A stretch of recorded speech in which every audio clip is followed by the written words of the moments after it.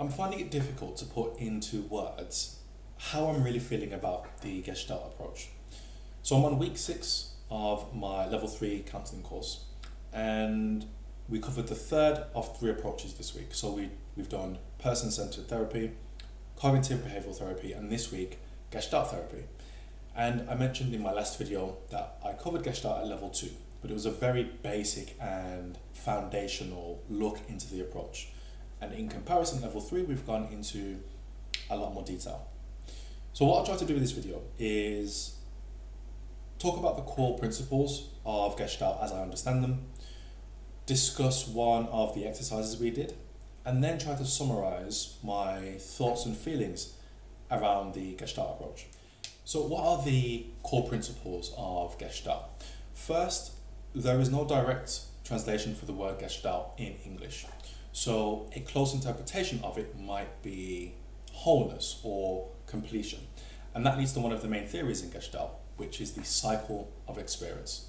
And on this cycle, there are plotted a number of different points. And the idea is that a person can get stuck at any of these points, and that can create discomfort in their present experience and unfinished business. Gestalt is very focused on that stuckness, that idea of unfinished business, helping someone to understand it, process it, and become unstuck so they can complete that cycle of experience. In order to do that, it uses a lot of creative, experimental, experiential approaches. And in particular is really focused on exploring emotion through physical sensation. So the physicality of the body, what is going on, and becoming aware of that. So to give you an example, let's suppose that I am sitting across from a Gestalt therapist. I like to talk with my hands. But let's suppose that I'm making this particular motion often with my hand. That therapist would invite me to explore what is going on when I'm doing this. And initially I might try to just explain it away. Well, it's an automatic thing, I just do it. Which leads to another idea of Gestalt, which is owning your choices, personal responsibility. That therapist would not allow me to just explain this away and hand wave it. They would again invite me to explore it. What's the emotion behind it? What is this motion in your body trying to say? And by doing that, it helps me to integrate it into my present experience, which again leads to another core principle of Gestalt, which is that the whole is more than the sum of the parts. One of the exercises that we covered in class was around introjects, and introjects are attitudes, ways of acting, thoughts, beliefs that we have observed and learned from our primary caregivers and adopted them into our personal system, so to speak, without having ever analysed them. And in order to be truly authentic as an individual, it's important to look at these interjects, explore them and decide, is this truly a part of my personality? Is this something that I choose to own?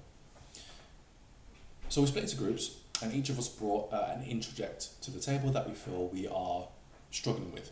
And we were encouraged to explore it using the Gestalt approach.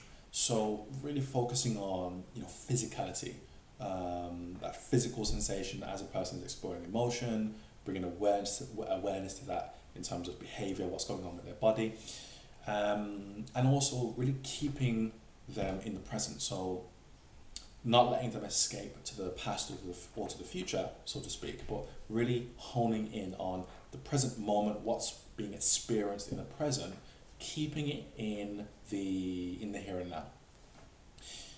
And that leads me to how I am feeling about the Gestalt approach. Nothing we did in class this week clicked with me.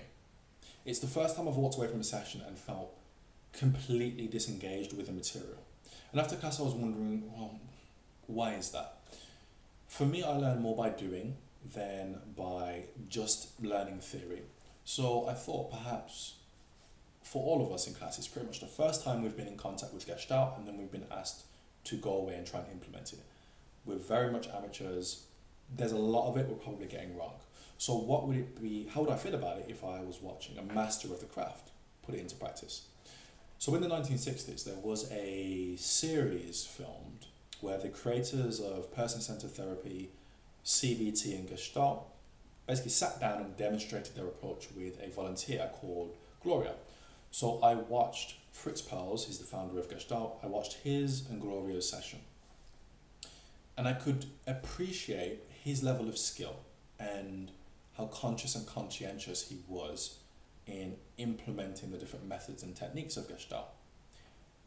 However, the thing about Gestalt is it's very direct and very challenging of the client, because you are, as I mentioned earlier, it's almost like you're forcing them to stay in the present, in the here and now, where it's not comfortable for them to be. And ultimately complete that cycle of experience and become unstuck. Which in theory makes sense to me. However, seeing it in practice, especially with Fritz Perls and Gloria, it felt confrontational. She was on the defensive quite a bit, to the point where I found myself asking, is this even of value to the client, the way this exchange is playing out? And I could imagine if I was, in that chair, that it would be so frustrating. Just having someone constantly, what, you're doing this action, what does that mean? Say that again, do that again, do that again, do that again. Just that constant picking things out, challenging. I would lose patience with it very quickly. Even just watching it was so frustrating, let alone being in the chair. So I'm conflicted, because there are principles in Gestalt that I like, that makes sense, but seeing it in practice, it just rubs me the wrong way. And I don't know if it's a case of perhaps it was Fritz Perls' particular style that didn't sit with me, and maybe if I saw a different practitioner use it, that would give me a different perspective. But as of today, as it stands right now, I'm just very ambivalent towards it.